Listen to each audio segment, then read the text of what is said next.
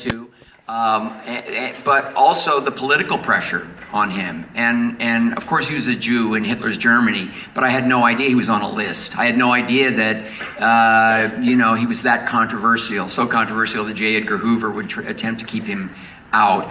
I felt that that idea could be very cinematic and create a kind of a journey, because I do feel that these sort of innovators are kind of adventurers, and I think the greatest of the geniuses require a certain amount of courage. It's intellectual, but it's also emotional, and in Einstein's case, it was even sometimes physical. So I felt like there was a lot of drama there, and certainly plenty for 10 hours. And it was a thrill to get to work on it with this amazing cast that came together. Ron, this is the first time that you've directed television? No, I directed TV movies in order to get my directing career going. When I was on the hiatuses from Happy Days, I would do TV movies for NBC in the 70s. But I haven't done anything all these years. And of course, we've been active at Imagine in television, and and I'm also, just as a storyteller and a viewer, really admiring so much of what's been going on in the last 5-6 years, maybe longer. We were involved with Earth to the Moon, which was a great experience, but I didn't direct any of those. So I've had my eye on a story that I thought I could really bring something to. Ken, as the showrunner, so now we've seen the first episode, obviously. Can you give everybody a taste of what happens in the next 9 episodes? You want me to give all the spoilers? Yes, I can pitch the whole series to you if you want. Big spoiler alert. Well, I mean, what? I only say it because having seen a few episodes myself, Sure. I just want to tease everybody a little bit with what happens in the story. Yeah, I mean, well, the big spoiler is that he dies in the end. So, sorry about that, but it does happen. Even to Albert Einstein. It's hard to know where to start. So much happens, and what you'll see now. We've left Einstein in a predicament, a real predicament. We kind of know what happens, right? I mean, most people know he ends up in New Jersey, but what you don't know is, how did that happen? And that's a really fascinating tale. But now the story is gonna sort of stick with Johnny's Albert until we catch up to that point again. But the show will continue to have this kind of non-linear structure, so that we will jump around in time in the way that we did in this first episode. Only, for example, in the second episode, we're not jumping from an older Professor Einstein to a younger Albert. Now we've met this fascinating character, Mileva. Who was she? And in episode 2, we go back in time and we see, how did this young woman in 1895 end up the only woman in Einstein's physics class? Who is she? Where did she come from? What's her extraordinary story? In episode 3, we learn a little bit by going back in time in a different direction about Philip Lenard, who is this kind of fascist professor who's giving this rousing speech to his students. Well, where did this bitterness come from? Because we'll discover he was actually a hero to Einstein. They corresponded, but over time he developed this extraordinary bitterness. And so we keep unfolding these stories. The thing that's amazing about Einstein is that he had this kind of Zelig-like quality. He knew everyone. He knew Franz Kafka, and he knew Marie Curie, and all of these characters will start to fold into the show. And so we've kind of created this kind of non-linear structure that all hopefully kind of comes together in the end. Yeah. The performances are incredible, and you got really good doses of Johnny and Geoffrey and Emily in this, but only a small taste of Samantha as Mileva, and the performance is just great as Mileva. It is one of the great characters that I had no idea she or Elsa. They're just fascinating characters in history that I want to talk to all of you about the characters. But I'm going to start with Geoffrey and Johnny and just ask you, what was your sort of process in working together to build this character? Because you had to sort of book in the character.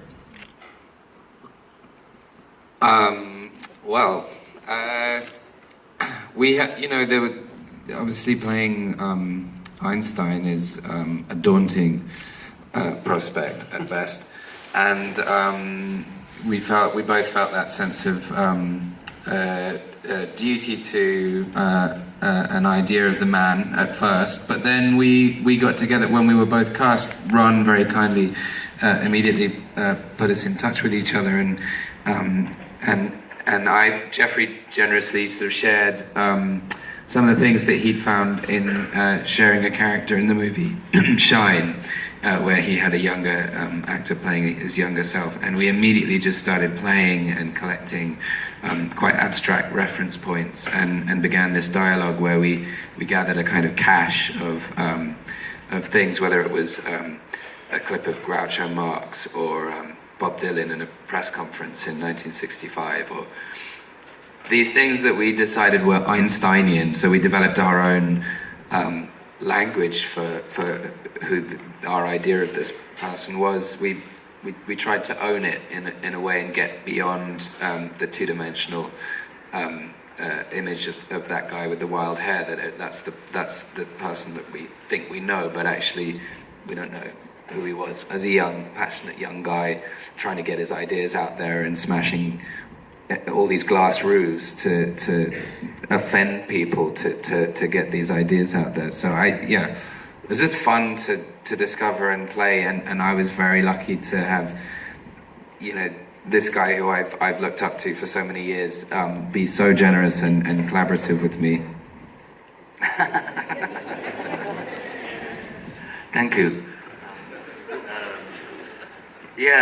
It was good. We started on Skype because I was in Melbourne at the time, and then we met up in London and we hung out together and went and saw a lot of great comedians doing stuff just to kind of get to know each other, because I suppose playing the older Einstein, I was lucky that there was, Nat Geo sent me a massive Vimeo package of probably every available newsreel footage, so I got to see what the public Einstein was like, talking to Congress or doing lectures or amusing reporters. He seemed to have a very quick wit, and that's why I would talk to Johnny and say, I'm seeing as much Harpo Marx in there as I am the great scientist, the two-dimensional cliched poster image, the emoji of Einstein. And I want to write to the emoji people and say, you need to get that one in there so I can sign my letters with it. It was kind of, owning it ourselves, because we didn't want it to be an exercise in mimicry, because it just felt as though there were too many interesting dimensions to him in his scientific world and in his domestic and his marital life, the estrangement from his sons, all of the kind of shortcomings that I suppose in the epoch of the whole story, and I actually see that as the major character, that from this golden age of European science in the late 19th century through two of the greatest kind of tumultuous global war clashes in the first half of the 20th century. It just seemed such a fascinating classical dimension that this central protagonist was somebody who was a great humanitarian, a pacifist, a free thinker, to be the person that was moving through this seemingly bleak landscape where science was starting to be used for chemical warfare in the First World War, and that led to the development of the atomic bomb, and by implications he was caught up in that, which was very hard for him to deal with. So in some ways it felt Shakespearean, and offered big dimensions to deal with. What were some of the defining moments when you two were discussing the character? What were some of the defining moments of his life that really set him on the path to who he would become? I mention that because in this episode, and then again in subsequent episodes, and don't worry, it's not a spoiler, you realize that what he felt was the abandonment by his family when he was young had a tremendous impact on him. And were there other moments like that you two identified together? The art department and the props department or whatever, they came up with them, and the costume people came up initially with some fantastic, very rare photos where you would see the older Einstein on the beach when he was in his 60s or 70s, and he'd be wearing Elsa's slingbacks. And I found that really intriguing because I thought, well, you know, diversity. No, but it was just interesting that there was a pragmatism to that. He probably would have said, I couldn't find my sandals this morning, I just need shoes, I'll put these on. There was no kind of eccentricity or vanity to that moment. I liked those kind of details. And there was another one where he's wearing massive, fluffy slippers, like they're huge. Like acrylic carpet or something, you know. And I said to Ken, we have to find a moment where we can put that into a scene without comment, so that it's just there. Sometimes the minutiae became part of the external expression of something curious and distinctive about his interior world. Gigi, did you always, when you've had the project for a very, very long time, did you always imagine two people playing Einstein? Did you, well, actually, first of all, did you imagine it as a TV series or as a film? When you first got involved, sorry. We started many, many years ago when I saw Walter Isaacson doing his book tour for the book, talking about creativity and Einstein's creativity, and that kind of unlocked it for me. And we originally developed it for many years as a film, but as Ron mentioned, it's really hard to do. And it wasn't until we kind of reimagined it, rethought of it, and TV started to come into a place where it was really possible as a limited series. And I think watching it tonight, it made me realize I'm actually glad we didn't succeed at the feature part of it, because it's so resonant now. And it really, I was really pleased we were able to wait and have it come out this way. As for all of the filmmakers, did you ever think about having one person age through the entire process? We did think about that and talk about it, and of course we'd done a version of that with A Beautiful Mind, where somebody was able to age from very, you know, Russell Crowe was able to age effectively throughout, and it was a thought.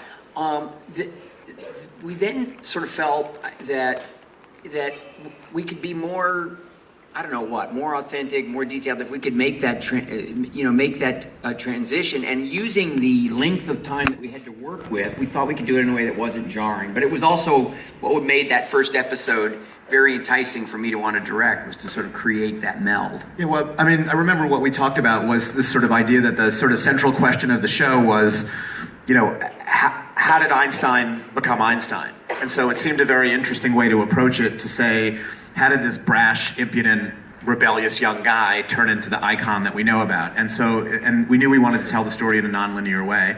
And then also we talked about, on a TV schedule, the production difficulties, of course, of trying to do it with one actor. But it was more a creative decision in terms of the storytelling. And once we settled into it, it kind of made it more exciting to tell the story. And as we did the research and actually look at the photos, that he does change very distinctively. He goes through a very intense period.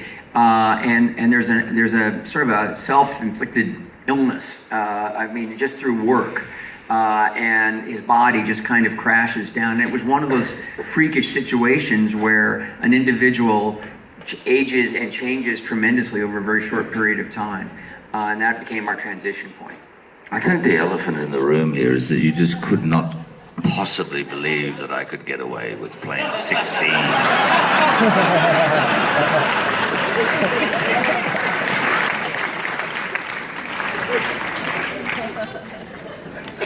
Don't underestimate your own chameleon-like abilities, Geoffrey. You could have done it. Emily, what do we know? What do we know about Elsa? I mean, she at the end, she was a wife and a mother and a secretary and a publicist. She was everything to him. But she's also someone that we know very well. Most people know very little about. Well, I found her a fascinating woman because she was all of those things. She was very, very modern. She really, she came into Albert's life. I mean, for a start, they were first cousins, which is really quite strange. And as they grew older together, they began really to look like each other. I mean, before we started filming, I was off doing something else, and I sort of wasn't around for this beautifully rendered preparation period between these guys. In a bit of a panic, I wrote to Geoffrey and I said, I think we should play them as Tweedledum and Tweedledee. Because they were, in a way, they were like twins. They were always at loggerheads, but a really, really great team, a really tight. And there's a lot of unusual things in that when they first came together, he was about to become a worldwide celebrity. The theory of relativity was about to be proven, and he became an overnight sensation around the world in a way that people didn't have any idea of how to handle that.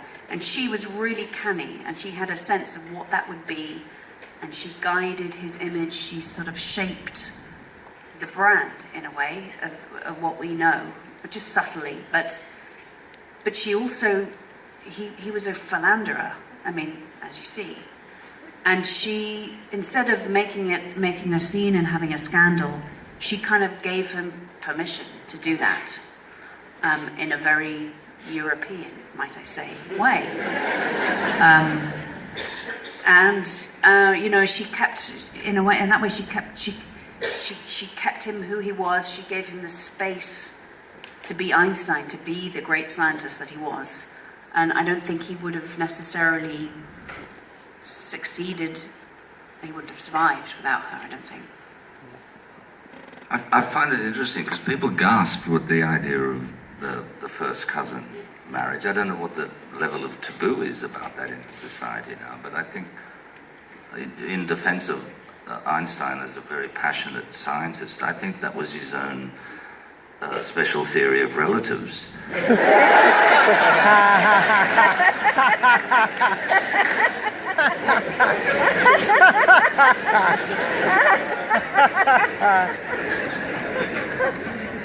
He's here all week. I very patiently and gently set him up every time we talk about it. So Elsa was completely the opposite of Mileva, which is probably one of the things that ultimately drew Einstein to Elsa.